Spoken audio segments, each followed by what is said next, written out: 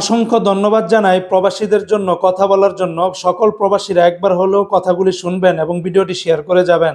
প্রবাসীদেরকে প্রথমে বলেছে 2টা সেট আনতে পারবে যে কোনো প্রবাসী, আবার বলেছে বিএমইটি কার্ড থাকলে যে 3টা সেট আনতে পারবে। দেখেন ওরা এরপরে বললো কি ফ্রিতে সেট আনতে পারবে, কিন্তু নিচে দিয়ে আবার লিখে দিয়েছে কি জানেন, 60 দিন পর্যন্ত মগের মূল্য।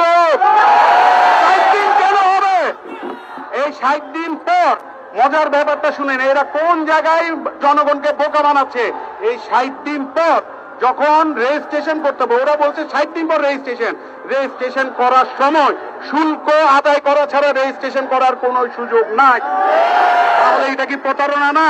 যারা বিএমইটি কার্ড নিয়ে আসবে ওরা আনবে 3টা, এই 3টার যদি 57% করে ট্যাক্স দিতে হয়, ভাই ওরা রক্ত ঘাম ফেলে আমাদের বাংলাদেশের অর্থনৈতিক চাকাকে এরা চাঙ্গা রেখেছে। ওদেরকে বাংলাদেশে যদি মোবাইল ইউজ করার জন্য টাকা দিতে, ওরা কি রোহিঙ্গা? আমরা কোনোভাবে এটা মানবো না। আমরা এইসব অন্যায় আবদার কোনোভাবেই মানবো না।